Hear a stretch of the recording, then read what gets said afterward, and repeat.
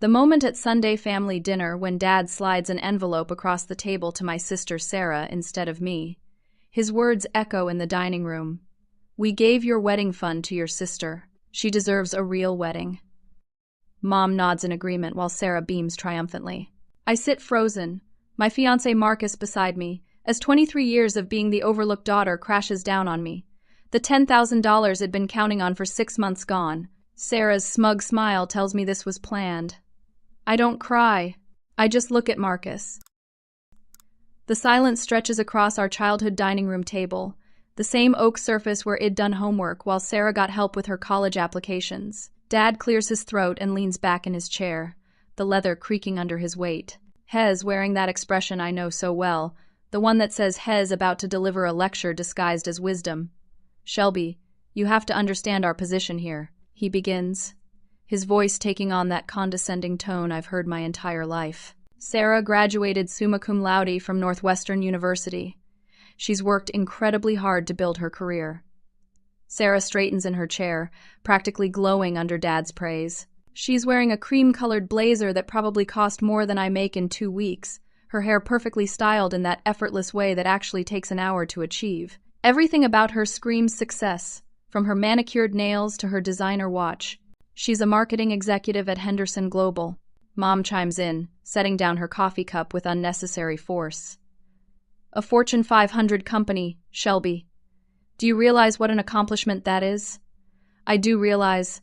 I've heard about Sarah's achievements approximately 15,000 times since she started working there 3 years ago. Every family gathering becomes a recitation of her latest promotion, her impressive salary increases, her corner office with the city view, and Bradley. Dad continues, gesturing towards Sarah's fiancé who sits smugly beside her. Comes from the Morrison family. We've known them for years. Solid people. Has a certified public accountant with his own practice. Bradley Morrison III, to be exact.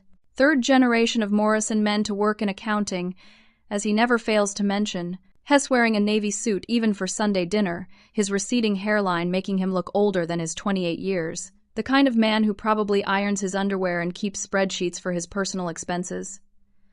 Now, let's look at your situation, Dad says, and I feel my stomach clench. Here it comes. The comparison I've been dreading but knew was inevitable. You went to Riverside Community College? He states, as if the words themselves are disappointing. Nothing wrong with that, mind you, but it's not the same level of achievement. You're working as a freelance graphic designer, living in that little apartment downtown. That little apartment happens to be a charming 1-bedroom loft that I've decorated myself and absolutely love, but pointing that out won't help my case. I can feel Marcus' hand find mine under the table, his fingers intertwining with mine in a gesture of support that almost breaks my composure. Marcus seems like a nice enough young man, Mom says, glancing at my fiancé with polite but distant appreciation. But we don't really know what he does for work. Has always so vague when we ask about his job. I turn to look at Marcus, realizing for the first time that my family might have a point. In the 2 years we've been together, he's always said he works in technology when people ask. You've never pressed him for details because he seemed uncomfortable discussing work, and I respected his privacy. Now I'm wondering if there's more to his reluctance than simple modesty. The truth is, sweetheart, Dad continues, his voice softening in that way that makes his words hurt even more. We've watched you struggle financially. You've asked for help with rent more than once this year. We don't want to throw good money after bad. The phrase hits me like a physical blow. Throw good money after bad. As if my entire life, my relationship, my happiness is nothing more than a poor investment strategy. Sarah leans forward, her engagement ring catching the light from the chandelier above. It's a 2-carat princess cut that Bradley presented to her at the country club in front of half the town.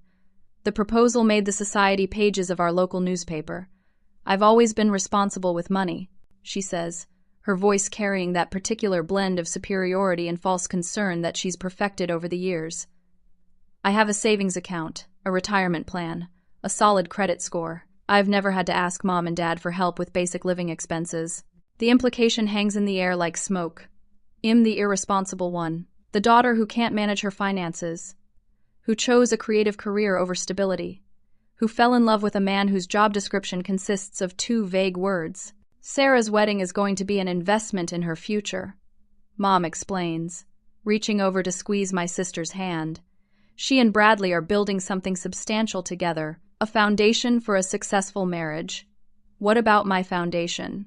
I ask quietly, my voice barely above a whisper. Dad sighs heavily, the sound filled with decades of disappointment. Honey, your foundation is shaky at best. You're barely making ends meet. We want to help you succeed, but enabling financial irresponsibility isn't helping anyone. I think about all the times they've helped Sarah over the years. The brand new Honda Civic for her 16th birthday while I got Dad's 10-year-old pickup truck. The full college tuition payment while I took out student loans for community college. The $5,000 down payment for her downtown condo while I've been renting ever since. Sarah's venue alone costs $8,000. Mom continues. We want her day to be perfect. She's worked so hard for everything she has. Marcus continues sitting silently beside me, his presence steady and calm despite the verbal assault happening around us. Hez wearing jeans and a simple gray sweater, his dark hair slightly tousled from the wind outside. Nothing about his appearance suggests wealth or status, and I realize my family has made assumptions based on his casual demeanor. Besides, Sarah adds with barely concealed glee, I've already put deposits down on everything. The Riverside Country Club, the photographer, the caterer. Everything's been arranged based on having that money available. The country club where she works out, where Bradley plays golf every Saturday, where they'll host a reception that will undoubtedly be featured in the same society pages that announce their engagement, a wedding designed to impress their social circle rather than celebrate their love. We're not trying to hurt your feelings. Dad says, though his words accomplish exactly the opposite. We're trying to be practical, realistic about what makes sense for our family's financial future. Financial future. Not my happiness, not my love, not my dreams. Just dollars and cents and the appearance of success that Sarah has always provided, and I apparently never will.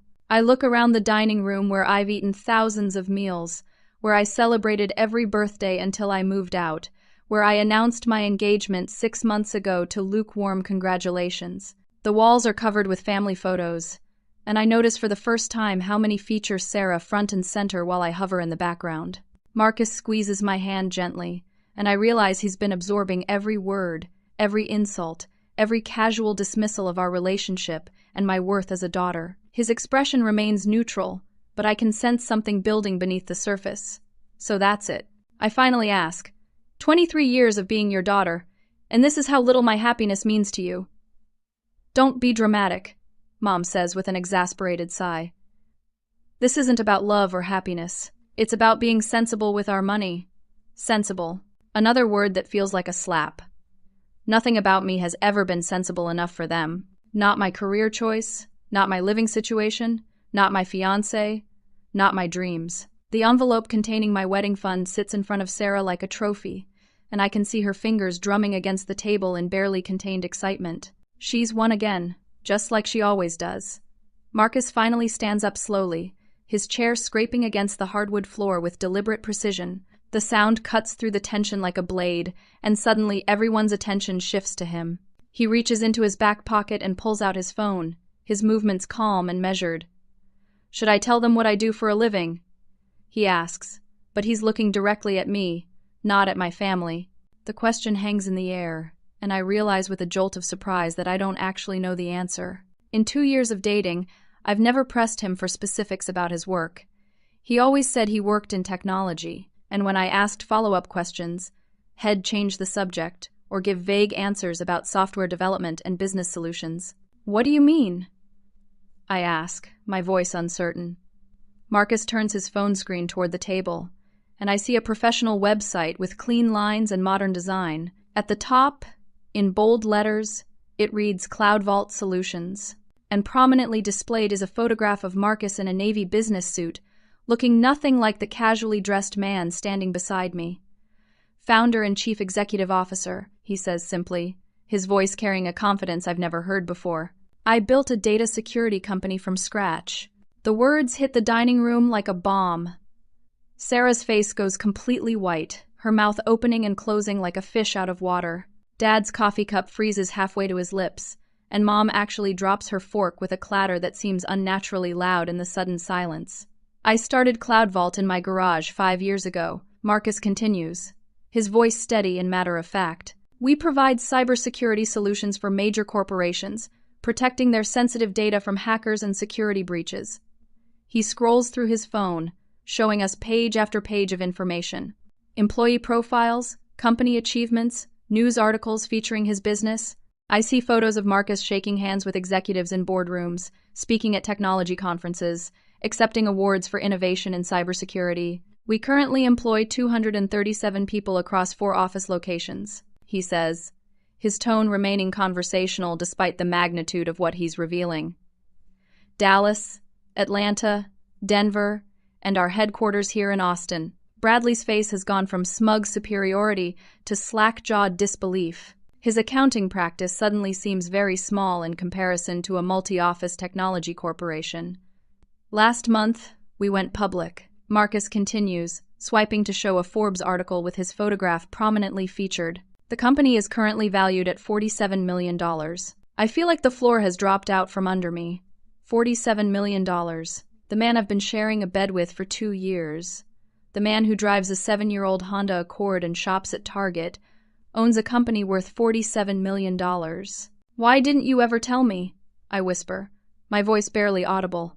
Marcus turns to me, his expression softening for the first time since this conversation began. Because I wanted to make absolutely sure you loved me for who I am, not for what I have. I've seen too many relationships destroyed by money and expectations. Dad starts making stuttering sounds, trying to form words that won't come. His earlier comments about Marcus being vague about his job now sound incredibly foolish, and I can see the realization dawning on his face. But you drive a Honda, Sarah says weakly, as if this fact somehow negates everything Marcus has just revealed. I drive a Honda because it's reliable and efficient. Marcus replies with a slight smile. I dress casually because I'm comfortable. I don't need expensive clothes or flashy cars to validate my success. He pulls up another screen on his phone, showing a news article from the Austin Business Journal. The headline reads, Local Tech CEO named Entrepreneur of the Year. And there's Marcus again, this time holding a Crystal Award and standing next to the mayor. You've probably seen our commercials, he says to my parents. Cloud Vault, protecting your digital future. We sponsor the Austin FC soccer team. Mom's face crumples as she recognizes the company name. Their commercials run constantly during the evening news, featuring sleek graphics and testimonials from satisfied corporate clients. The business they've been watching advertised for months belongs to my boyfriend. I've been keeping a low profile because I wanted our relationship to develop naturally, Marcus explains, his attention focused entirely on me.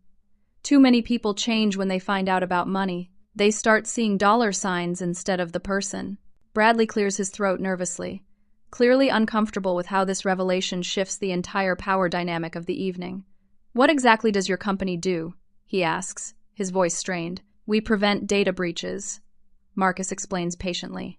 When hackers try to steal customer information, employee records, financial data, trade secrets, we stop them. Our software creates multiple layers of security that adapt in real time to new threats. He shows us client testimonials from companies I recognize immediately. Major banks, hospital systems, retail chains, technology firms. The scope of his business influence is staggering. The demand for cybersecurity has exploded over the past few years. Marcus continues. Every business needs protection, and the threats are constantly evolving. We've been growing by about 40% annually. I think about all the evenings Marcus spent on his laptop, claiming he was just checking some work stuff. The phone call's head take in the other room, saying it was just a quick business call. The occasional trips out of town that he described as boring tech conferences. Forbes featured us in their 30 under 30 list last year, he says, scrolling to show the magazine article. Incorporated magazine named us one of the fastest growing private companies in Texas. Sarah looks like she might actually be sick. Her perfect wedding, funded by my stolen money, suddenly seems incredibly modest compared to what Marcus could afford without even thinking about it. I was planning to surprise Shelby after our engagement with my wedding plans, Marcus says, his voice becoming more personal. I've been working with a wedding planner for 3 months to create something special. My heart pounds as I realize what he's saying. He's been planning our wedding in secret, with resources that make my family's $10,000 fund look like pocket change. The thing is, Marcus says, his tone becoming more serious as he looks directly at Dad, respect and love shouldn't depend on bank account balances or job titles. I've been sitting here listening to you dismiss your daughter's happiness based on assumptions you never bothered to verify. The silence that follows feels heavy with shame and regret. My family's behavior over the past hour has been exposed for what it really is: shallow, materialistic, and cruel. Dad finally finds his voice. Marcus, we had no idea. We certainly didn't mean any disrespect. But you did show disrespect. Marcus replies calmly. You showed disrespect to Shelby, to our relationship, and to me. You made judgments without asking questions. You prioritized appearances over actual character. I watch my family's faces transform as the full scope of their mistake becomes clear. They haven't just hurt my feelings or damaged our relationship. They've potentially destroyed their connection to someone whose success and influence could have benefited the entire family. But more than that, they've revealed something about themselves that can't be taken back. Their love is conditional, based on achievement and status rather than unconditional family bonds. Marcus reaches for my hand, his fingers warm and steady against mine. The question now is whether we can move forward from here, knowing what we all know about each other's true priorities. Dad immediately lurches forward in his chair, nearly knocking over his water glass in his haste to speak. The confidence and authority he possessed just minutes ago has evaporated completely, replaced by a desperate, scrambling energy that makes him look older and smaller. Wait, he says, his hands waving frantically as if he can somehow erase the past hour of conversation. There's been a terrible misunderstanding here, a complete miscommunication. Mom starts nodding vigorously, her perfectly styled silver hair bouncing with each movement. Absolutely, honey. We never meant to imply that your relationship wasn't valuable. We were just trying to be practical with our finances. I watched this sudden reversal with a mixture of disgust and fascination. 20 minutes ago, they were lecturing me about being irresponsible and Marcus about being unsuccessful. Now they're backtracking so fast they might give themselves whiplash. We could work something out, Dad continues, his voice taking on a pleading quality I've never heard before. Maybe we could split the money between both girls. That would be fair, right? $5,000 each.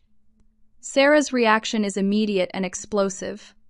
Her face flushes bright red, and she slams her palm down on the table hard enough to make the dishes jump. Absolutely not! That money was given to me. I'm not giving it back. Sarah, sweetheart, Mom says in that soothing tone she uses when she's trying to manage a crisis, maybe we should discuss this as a family. There's nothing to discuss. Sarah snaps, her voice rising to a pitch that makes everyone wince. I've already put deposits down on everything. The venue, the caterer, the photographer. I've made commitments based on having that money available. Bradley shifts uncomfortably in his chair, clearly recognizing that his fiancé's behavior is making the situation worse. Sarah, maybe we should consider what's best for the whole family.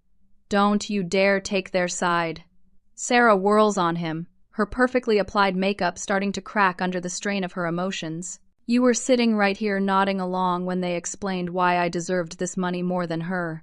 The accuracy of her statement hangs in the air like an accusation. Bradley did nod along, did agree with their reasoning, did seem perfectly comfortable with their decision to favor Sarah over me. Marcus remains standing, his posture relaxed but alert, has watching this family meltdown with the detached interest of someone observing a fascinating but unfortunate social experiment. We could take out a loan, Mom suggests desperately, her voice cracking slightly. A home equity loan. We could fund both weddings that way. That's very generous, Marcus says politely, but completely unnecessary. I can handle our wedding expenses. His calm response only seems to increase my family's panic. Dad starts calculating out loud, muttering about interest rates and monthly payments, trying to figure out how to undo the damage they've created. I finally speak up, my voice cutting through their frantic planning. Do you want to know what the worst part of this is? Everyone turns to look at me, and I realize I have their complete attention for the first time in years. Not because of an achievement or an accomplishment, but because I finally have something they want, access to Marcus and his success. The worst part is that this has nothing to do with money, I continue. my voice growing stronger with each word. This is about 23 years of being treated like the consolation prize daughter, the backup child, the one who's never quite good enough. I stand up, my legs surprisingly steady despite the emotional earthquake happening inside me. Do you remember my college graduation from Riverside Community College? Sarah had a dinner party that same weekend for her promotion, and you missed my ceremony. Mom's face crumples. Shelby? We explained that. Sarah's dinner was already planned, and we thought you'd understand. What about my 21st birthday? I ask, my voice gaining momentum. You took me to dinner at Applebee's. Sarah's 21st birthday got a surprise party at the country club with 50 guests. Dad starts to protest, but I hold up my hand to stop him. When I got my first freelance contract with Morrison Industries, you congratulated me for 30 seconds before launching into a 10-minute speech about Sarah's latest client acquisition. The room falls silent as my family realizes I've been keeping score all these years, cataloging every slight, every disappointment, every moment when they chose Sarah over me. Sarah's expression shifts from anger to something approaching guilt. Shelby, I never asked for special treatment. You didn't have to ask, I reply. It was freely given, always, without question. And when you needed wedding money, it never occurred to anyone to consider that maybe, just maybe, both daughters deserved equal support. Marcus places a gentle hand on my shoulder, a silent gesture of support that gives me strength to continue. You want to know why I never told you about my struggles? I ask, looking directly at Dad. Because every time I've ever needed help, it came with a lecture about Sarah's superior life choices. Every single time. Mom starts crying, delicate tears that don't mess up her makeup. We were trying to encourage you to be more like Sarah, to make better decisions. Better according to who? I ask. I love my job. I love my life. I love my apartment and my independence and my relationship with Marcus. But none of that mattered to you because it didn't look like Sarah's version of success. Bradley clears his throat nervously. Maybe we should all take a step back here. This is getting very emotional. Marcus turns to look at Bradley with an expression of mild curiosity. Actually, I'm finding this very educational. I'm learning a lot about family dynamics and value systems. The comment makes Bradley flush uncomfortably, as if he's just realized he's being evaluated and found wanting. Dad pulls Mom aside, and they huddle together in the corner of the dining room, whispering frantically. I catch fragments of their conversation, phrases like damage control and fix this somehow, and what if he tells people? Sarah sits in her chair looking stunned, as if she's seeing our family clearly for the first time. The envelope with my wedding money sits in front of her like evidence of a crime, and she keeps glancing at it uncertainly. You know what's funny? I say, my voice carrying a bitter edge I've never allowed myself before. If you'd just asked Marcus about his work, instead of assuming he was unsuccessful, you would have learned all of this months ago. But you never bothered to get to know him because he didn't fit your narrow definition of an appropriate partner.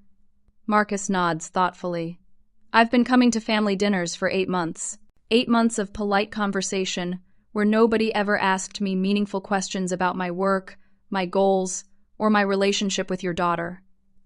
The indictment is clear and devastating. My family has been so focused on surface-level judgments that they completely missed getting to know the man I'm planning to marry. We can fix this, Dad says, returning from his whispered conference with Mom.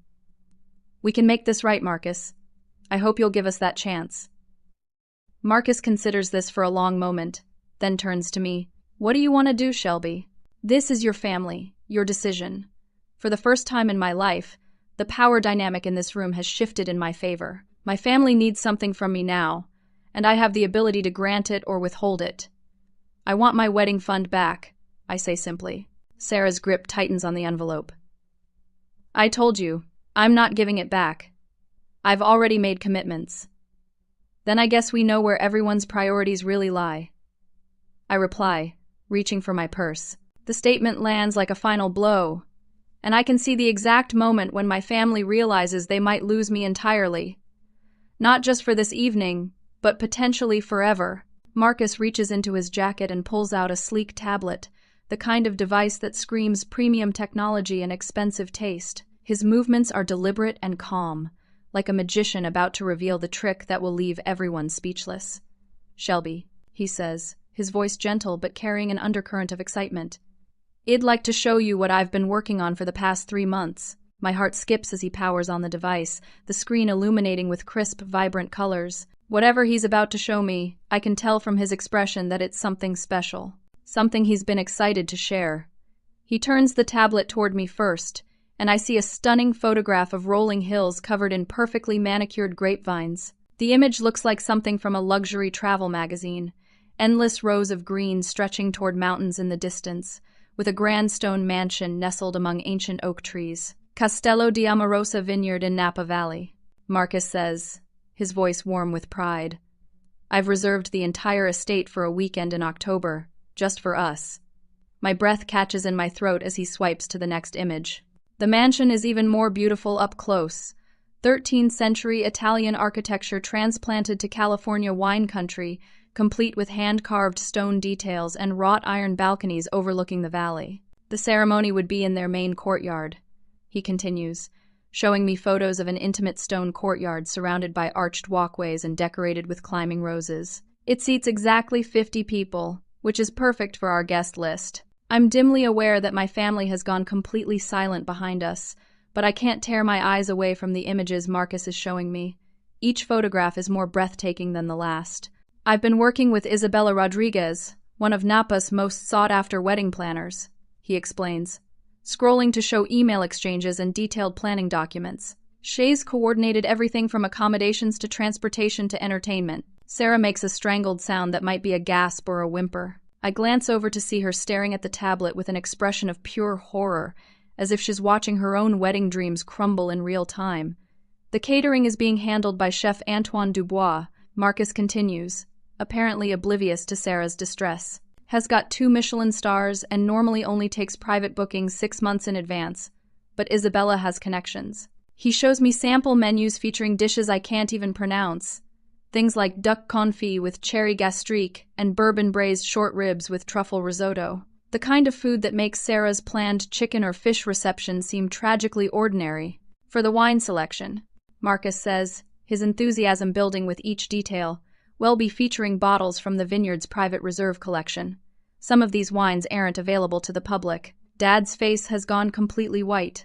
I realize he's doing mental math, trying to calculate what this level of luxury must cost, and coming up with numbers that probably exceed his annual salary. The photography package includes engagement sessions, full wedding day coverage, and a custom-designed album.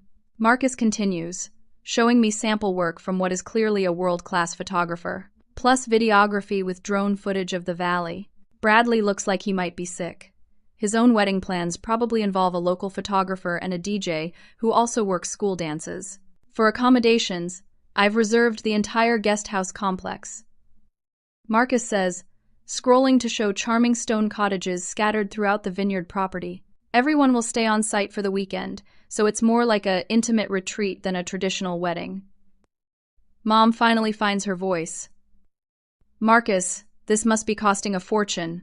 You don't need to go to such extremes." The total budget is $78,000. Marcus says matter-of-factly, as if he's discussing the price of groceries, which is about average for a destination wedding of this caliber. Sarah makes another strangled noise. $78,000 is almost 8 times what my parents were planning to give me for my entire wedding. Transportation includes a luxury coach for guests traveling from Austin. Marcus continues, plus helicopter transfers for the bride and groom on the wedding day. Isabella thought it would make for dramatic photography. Helicopter transfers. I'm getting married at a castle and arriving by helicopter. The absurdity and romance of it makes me want to laugh and cry simultaneously. The entertainment features a live string quartet for the ceremony and cocktail hour, he says, showing me videos of the musicians performing at other high-end events. Then a jazz trio for dinner, and a DJ for dancing afterward. He pauses, looking directly at me with an expression of vulnerability I've rarely seen from him. I wanted our wedding to be something magical, something that reflects how special our relationship is to me. I realize I'm crying, but they're tears of overwhelming gratitude and love rather than the hurt and betrayal I felt earlier. This man has been secretly planning the wedding of my dreams while my family was questioning whether I deserved their modest support. The flower arrangements are being designed by the same florist who did the royal wedding in Monaco last year. Marcus continues, showing me elaborate bouquets and centerpieces that look like art installations. Sarah's perfectly composed facade finally cracks completely. "This isn't fair," she whispers, her voice breaking. "I was supposed to have the better wedding. I was supposed to be the daughter with the perfect life." The statement reveals so much about her mindset, about the competition that has defined our relationship for our entire lives. In Sarah's world, there can only be one winner, one daughter who gets the fairy tale ending. "Love isn't a competition, Sarah," Marcus says gently, his tone more compassionate than she deserves. "Success isn't about having a bigger wedding than someone else." Dad appears to be having some kind of breakdown, staring at the tablet screen with glazed eyes. $78,000, he keeps repeating under his breath, as if saying the number will help him process its magnitude. The wedding cake is being designed by the same pastry chef who creates desserts for the French Laundry. Marcus adds, showing me sketches of an elaborate 5-tier creation that looks more like sculpture than food. Bradley finally speaks up, his voice strained with barely concealed panic. "Sarah, honey, maybe we should reconsider our plans. Maybe we should postpone until we can afford something more comparable." "With what money?" Sarah snaps, her composure completely shattered. "You heard them. They're not giving us anything now. Your family already said they can't contribute more than $2,000. The revelation that Bradley's family contribution is so modest adds another layer of humiliation to Sarah's situation. Her perfect wedding is falling apart in real time. The honeymoon is 2 weeks in the Seychelles. Marcus continues, apparently determined to share every detail of his elaborate planning. Private villa, personal chef, helicopter tours of the islands. I look around the room at my family's faces and see a mixture of awe, regret, and panic. They're realizing that their $10,000 wedding fund wasn't just inadequate, it was insulting compared to what Marcus had planned to provide. But more than that, they're seeing the consequences of their assumptions and prejudices played out in real time. They judged Marcus based on his appearance and casual demeanor, and they were catastrophically wrong. The man they dismissed as unsuccessful and vague has been planning a wedding that will probably be featured in luxury lifestyle magazines. The daughter they considered a disappointment is about to become the bride in what sounds like a fairy tale. "Marcus," I whisper, my voice thick with emotion, "this is the most incredible thing anyone has ever done for me." He closes the tablet and takes my hands in his expression serious and loving. "You deserve to be celebrated, Shelby. You deserve to have people recognize how amazing you are. If your family can't see that, then we'll surround ourselves with people who can." The statement is both a declaration of love and a subtle threat. Hez offering me a life beyond this room, beyond the dynamics that have held me back for years. My family is beginning to understand that they're not just losing a daughter, they're losing access to a world of influence and success that they can't even imagine. Marcus pauses thoughtfully, his head tilting slightly as if a memory has just surfaced. He looks directly at Sarah, and there's something in his expression that makes everyone lean forward slightly. "Sarah, you mentioned that you work at Henderson Global," he says, his voice carrying a new note of interest. "What department are you in again?" Sarah straightens proudly, apparently grateful for a chance to redirect attention to her professional achievements. "Marketing and corporate communications. I'm the senior account director for their technology sector clients." "Henderson Global," Marcus repeats slowly, pulling his phone back out. That name is very familiar. He scrolls through his contacts and recent emails, his expression growing more thoughtful by the second. The rest of us wait in silence, sensing that something significant is about to unfold. "Here it is," Marcus says, turning his phone screen toward the table. "Cloud Vault Solutions has a comprehensive cybersecurity contract with Henderson Global. We've been protecting their corporate data systems for the past 18 months. The color drains from Sarah's face so quickly I worry she might actually faint. Her mouth opens and closes several times, but no sound comes out. "The contract is worth $2.3 million annually." Marcus continues, his tone remaining conversational despite the bombshell he's just dropped. "We provide security for their customer databases, employee records, financial systems, and proprietary research data." Bradley grabs Sarah's arm, his own face going pale as he realizes the implications. "Sarah, honey, maybe we should. It's one of our larger accounts," Marcus says, scrolling through what appears to be a detailed contract summary. "I work directly with their chief technology officer, Robert Henderson, and their vice president of operations, Linda Chen. Sarah finally manages to speak, her voice barely above a whisper. You know my bosses. I had dinner with Robert and Linda just last week. Marcus replies casually. We were discussing expanding our services to include their new overseas offices. Lovely people, very professional. The irony of the situation is staggering. Sarah has been sitting here bragging about her corporate success and superior career achievements, completely unaware that her sister's fiancé literally holds a contract that could make or break her company's digital security. In fact, Marcus continues, pulling up his calendar. I'm attending Henderson Global's annual corporate gala next month. CloudVault is one of their premier vendor sponsors. Mom makes a small choking sound. The corporate gala is the event Sarah has been talking about for months. The opportunity to network with executives, the chance to showcase her department's achievements, the evening that could determine her next promotion. I'll probably be seated at the executive table. Marcus adds thoughtfully. As one of their key technology partners, Dad appears to be doing rapid calculations in his head, trying to understand the full scope of Marcus' business influence. If CloudVault provides cybersecurity for a Fortune 500 company, then Marcus isn't just successful. He's operating at the highest levels of corporate America. Sarah, Bradley whispers urgently, maybe you should apologize. This could affect your career. I keep personal and business relationships completely separate, Marcus says quickly, apparently reading the panic in Sarah's expression. My professional dealings with Henderson Global have nothing to do with family matters. The reassurance should make Sarah feel better, but instead she looks even more distressed. She's realizing that she's spent the evening insulting and dismissing someone who could potentially influence her professional future, even if he promises not to. That said, Marcus continues, his tone becoming more serious. The damage to our family relationships is another matter entirely. I watch my family absorb this information, seeing their expressions shift from panic to calculation to regret. Dad particularly looks like he's trying to figure out how to salvage a situation that has spiraled completely beyond his control. The technology sector is smaller than people think, Marcus explains, his voice taking on an educational tone.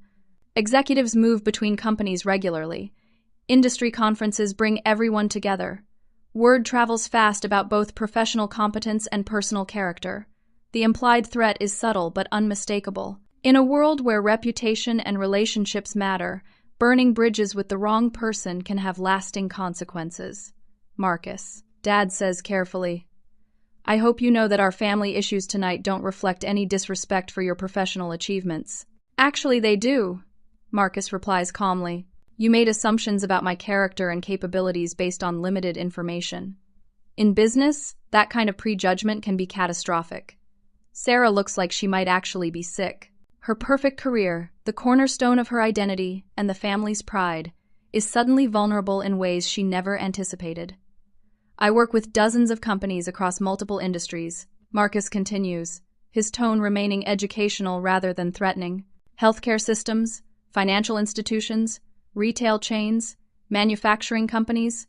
The corporate world is interconnected in ways most people don't realize. Mom reaches across the table to take Sarah's hand, both of them looking stricken as they contemplate the potential fallout from this evening's events. For example, Marcus says, scrolling through his phone again, CloudVault also provides services for Morrison Financial Services. Bradley's face goes white. That's my uncle's firm. Small world, Marcus says with a slight smile. We implemented their new security protocols last quarter. Your Uncle Richard speaks very highly of our work. The web of connections is becoming clear, and my family is trapped at the center of it. They've insulted and dismissed someone who has professional relationships throughout their social and business circles. I'm curious, Marcus says, looking directly at Bradley. Does your uncle know about tonight's dinner conversation? About how your family views financial responsibility and professional success? Of course not, Bradley stammers. This is a private family matter. Private family matters have a way of becoming public knowledge, Marcus observes, especially in small communities where everyone knows everyone else. I realize that Marcus isn't threatening my family so much as educating them about the potential consequences of their behavior. In their small social world, reputation matters enormously, and they've just revealed some very unflattering aspects of their character to someone with significant influence. Sarah finally finds her voice, though it's shaky and uncertain. Marcus, I hope you understand that I was just supporting my parents' decision. I didn't mean any personal disrespect. The road to professional destruction is paved with good intentions. Marcus replies gently. Character matters, Sarah. Integrity matters. How you treat people when you think they can't help you reveals who you really are. The lesson is clear and devastating. My family treated Marcus poorly because they thought he was unsuccessful and insignificant. Now they're discovering that their judgment was not only wrong, but potentially damaging to their own interests. Dad clears his throat nervously. Marcus, I hope we can put this evening behind us and move forward as a family. That depends entirely on what happens next. Marcus says, his attention turning back to me. This is Shelby's decision to make. Once again, the power in the room has shifted in my direction. My family's future relationship with Marcus, and potentially their standing in their small social world, depends on how I choose to respond to their treatment of me. But more than that, they're learning that actions have consequences, and assumptions can be dangerous.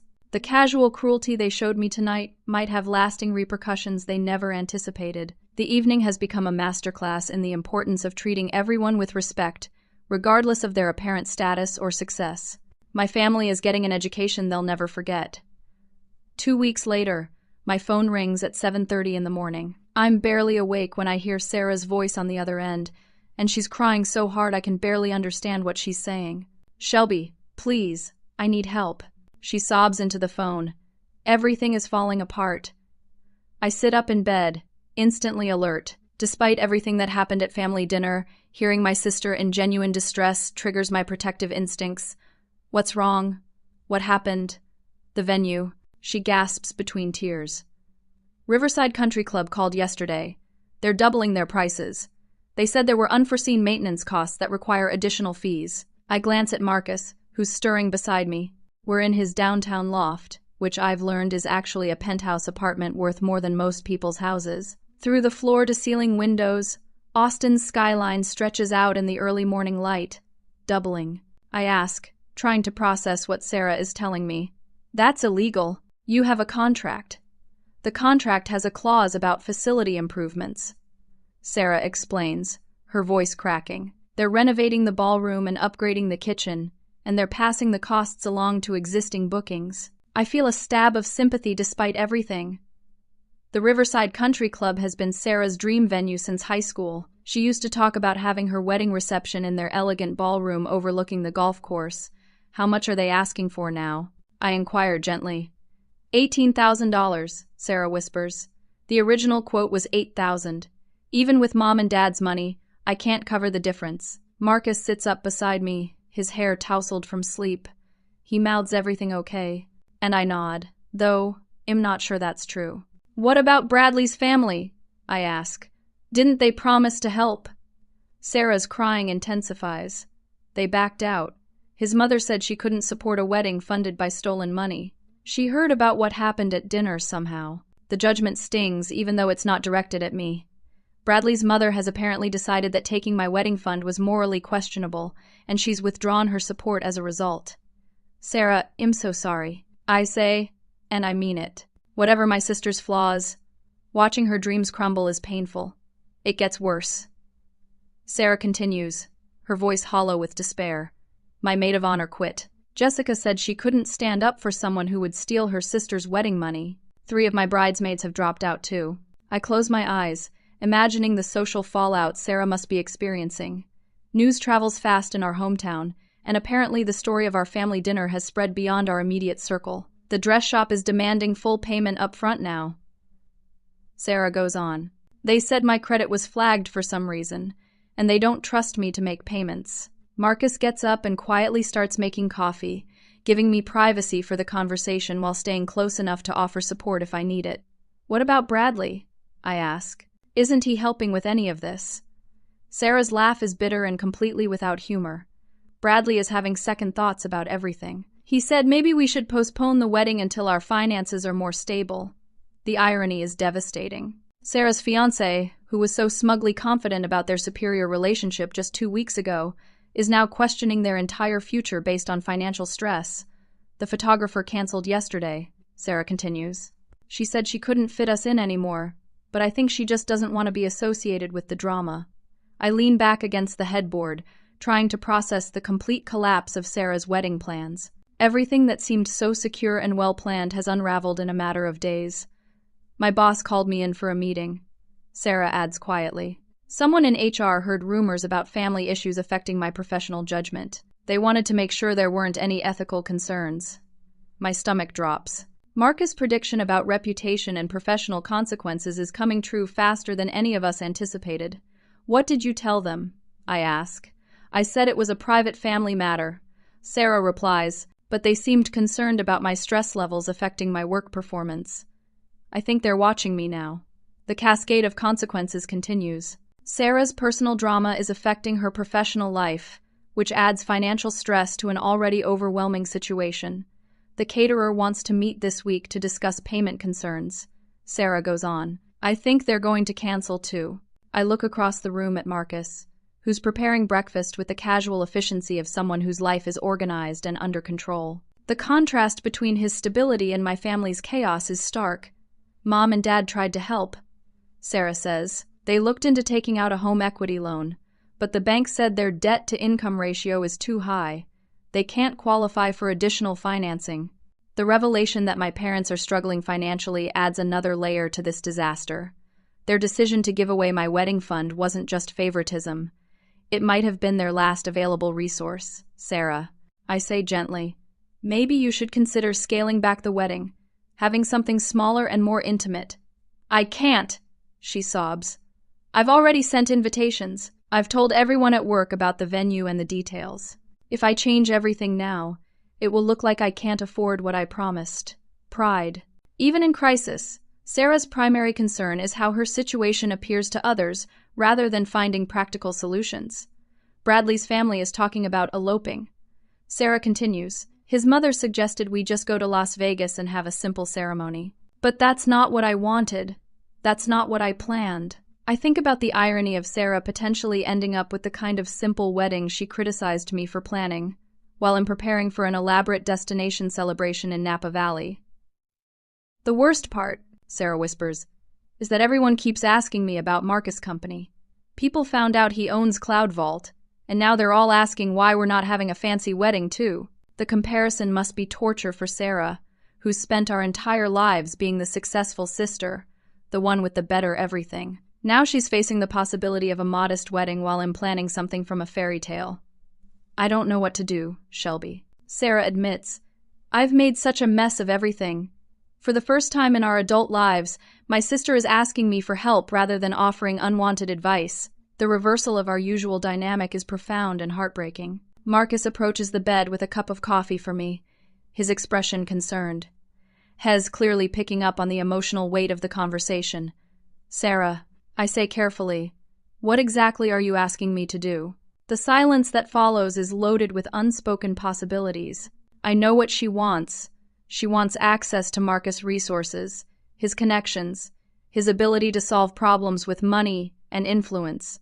I was hoping, Sarah says quietly, that maybe Marcus might consider helping.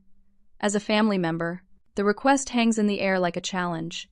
After everything that happened, after all the insults and assumptions, my sister is asking the man she dismissed to rescue her wedding. I'll talk to him. I say finally. But Sarah, I need you to understand something. This isn't about money. This is about respect and relationships and how we treat each other. I know, she whispers. I know I messed up. I just don't know how to fix it. The conversation ends with promises to call back later, but I can hear the desperation in Sarah's voice. Her perfect life is crumbling, and she's running out of options. Marcus sits beside me on the bed, his expression thoughtful. Family crisis, he asks gently. I nod, summarizing the conversation for him. He listens without judgment, his business mind probably analyzing the situation from multiple angles. What do you want to do? He asks, when I finish. The question puts the power in my hands once again. I have the ability to help or not help, to extend grace or enforce consequences. The decision will define not just my relationship with Sarah, but the kind of person I choose to be in response to crisis. Marcus and I have our wedding on a perfect October afternoon in Napa Valley, surrounded by rolling vineyards and unseasonably warm sunshine. The ceremony takes place in the stone courtyard of the Castello di Amorosa, exactly as Marcus planned, with 50 of our closest friends and family members witnessing our vows. I wear a dress that cost more than Sarah's entire original wedding budget, custom designed by a seamstress who usually works for Hollywood celebrities. Marcus looks devastatingly handsome in a charcoal gray suit that was tailored specifically for him in Italy. When the minister pronounces us husband and wife, the string quartet plays Pachelbel's canon, while white doves are released into the afternoon sky. The reception is everything Marcus promised and more. Chef Dubois creates culinary magic that has our guests talking for months afterward. The wine flows freely from the vineyard's private collection, and the jazz trio provides the perfect soundtrack for dancing under strings of lights as the sun sets behind the mountains. Our wedding photos are stunning enough to grace the pages of a luxury lifestyle magazine, which they eventually do when Town & Country features our celebration as one of the most beautiful destination weddings of the year. The article mentions Marcus' business success and describes our love story as a modern fairy tale of genuine connection triumphing over superficial judgments. Sarah's wedding takes place 2 months later in the community center attached to their church. The venue is clean and functional but lacks the elegance she originally dreamed of. Her dress comes from a department store rather than a boutique, and the flowers are simple arrangements of seasonal blooms rather than elaborate artistic creations. Only 37 people attend, including immediate family and a handful of friends who remained loyal despite the social drama. The reception features a buffet dinner of standard catering fare and a DJ who also works school dances and corporate events. It's a perfectly respectable celebration, but far from the grand affair Sarah had envisioned. Dad officiates the ceremony, having gotten ordained online specifically for the occasion. His speech about love and commitment carries genuine emotion, but there's an underlying sadness in his voice as he realizes how much damage the family's favoritism has caused over the years. 3 months after Sarah's wedding, Dad calls and asks if he can take me to lunch. We meet at a small cafe downtown, just the two of us, and for the first time in my adult life, he listens more than he talks. I've been seeing a therapist, he tells me, stirring his coffee absently. Your mother suggested it after everything that happened. She said we needed help understanding why we treated you so differently than Sarah. The admission surprises me. Dad has never been one for emotional introspection or professional counseling. The fact that he's seeking help suggests a genuine desire to change rather than simply managing a crisis. The therapist helped me realize that I was trying to live vicariously through Sarah's achievements. Dad continues, his voice heavy with regret.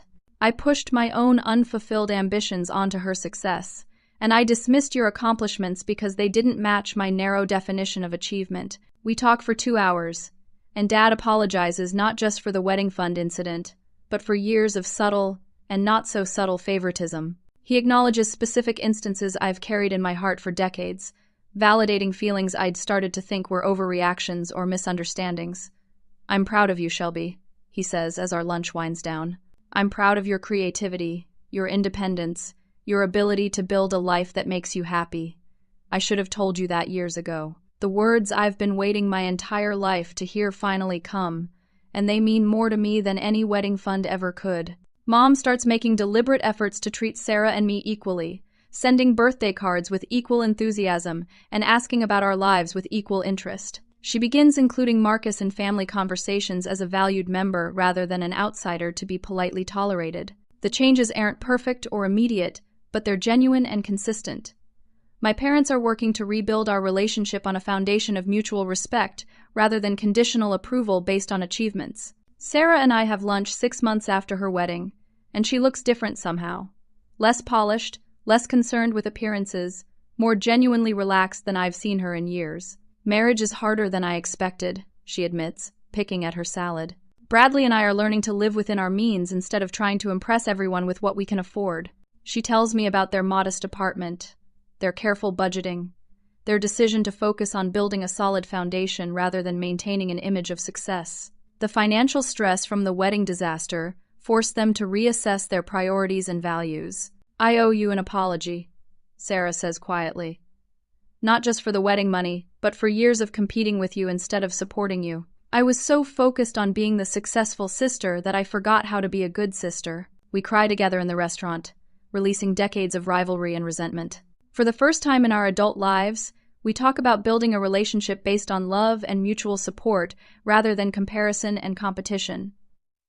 Your wedding was absolutely beautiful, Sarah adds. I saw the magazine article. You looked radiant, and Marcus looked at you like you were the most precious thing in the world. The compliment comes without bitterness or envy, just genuine happiness for my joy. It's a gift I never expected to receive from my sister. Bradley and Sarah's marriage survives the early financial struggles and actually becomes stronger as they learn to work together toward shared goals rather than individual achievements. They discover that their relationship works better when it's built on partnership rather than status. Marcus' business continues to grow and thrive, but he remains the same humble, kind man I fell in love with. Success hasn't changed his character, and he continues to measure wealth in terms of relationships and experiences rather than material possessions. 2 years later, our family gathers for Sarah's birthday dinner, and the atmosphere is completely different from that disastrous Sunday when everything changed. Conversation flows naturally between all of us, with genuine interest in each other's lives and mutual respect for our different choices and paths. Dad asks Marcus about his business expansion into international markets, and Marcus explains the challenges and opportunities with patient enthusiasm. Mom shares updates about her volunteer work with the local literacy program, and everyone listens with equal attention. Sarah talks about her recent promotion at Henderson Global, where she's excelling now that family drama isn't affecting her professional focus. Bradley describes their house hunting process, their excitement about finding a home they can actually afford rather than one designed to impress. When Dad raises his glass to toast Sarah's birthday, he includes genuine praise for all of us, celebrating Sarah's professional growth, acknowledging Bradley's steady character, expressing gratitude for Marcus' generosity and wisdom, and telling me how proud he is of my creative success and personal happiness. To family, Dad says, his voice carrying emotion and authenticity. To learning from our mistakes and building something better together. We all raise our glasses, and I realize that the wedding fund crisis, as painful as it was, ultimately forced our family to confront toxic dynamics that had been poisoning our relationships for decades. The money was never really about money. It was about respect, love, and the courage to demand better treatment. Marcus reaches for my hand under the table, his fingers intertwining with mine in the gesture of support and love that has sustained me through every challenge. We've built a marriage based on mutual respect, honest communication, and the understanding that true partnership means supporting each other's growth and happiness. The life lesson that emerges from our story is profound and lasting. Genuine wealth lies not in bank accounts or status symbols, but in authentic relationships built on respect, understanding, and unconditional love. True success means having the courage to stand up for yourself when you're being treated poorly, and the wisdom to recognize when people are genuinely trying to change and grow. Money can't buy respect, and achievements mean nothing if they come at the cost of family bonds. But when crisis forces everyone to examine their values and priorities, it's possible to rebuild relationships on stronger, healthier foundations. My family learned that assumptions and prejudices can be dangerous and costly. They discovered that treating people with dignity and respect isn't optional behavior reserved for those who appear successful or influential. Character matters more than credentials, and kindness should never depend on perceived status. I learned that my worth isn't determined by other people's opinions or approval, even when those people are family members I love deeply. Sometimes standing up for yourself requires accepting that relationships might be damaged in the process, but authentic connections are worth the risk of temporary conflict. Most importantly, we all learned that love shouldn't be conditional on meeting arbitrary standards of success or achievement. Family members deserve support and celebration not because they've earned it through accomplishments, but simply because they're loved and valued for who they are. The wedding fund that seemed so important during that Sunday dinner ultimately became irrelevant compared to the deeper issues it revealed. The real treasure wasn't the $10,000 my parents offered Sarah. It was the opportunity to rebuild our family on principles of equality, respect, and genuine love. As I look around our dinner table 2 years later, watching my family interact with authentic warmth and mutual appreciation, I'm grateful for the crisis that forced us all to grow. Sometimes the most painful experiences lead to the most beautiful transformations, and our family is living proof that it's never too late to change destructive patterns and build something better together. I'd love to hear your thoughts on this family transformation story. Have you ever experienced favoritism in your family, or had to stand up for yourself when people underestimated your worth? How did you handle the situation? And what did you learn about relationships and self-respect in the process? Please share your experiences in the comments below. Your story might help others who are dealing with similar family dynamics. If this story resonated with you, please consider liking this video to help others find it, subscribing to our channel for more real-life stories about overcoming family challenges and finding your inner strength, and sharing this with anyone who might benefit from hearing about the power of standing up for yourself with dignity and grace. Thank you so much for listening to Shelby's journey from overlooked daughter to confident woman who demanded the respect she deserved.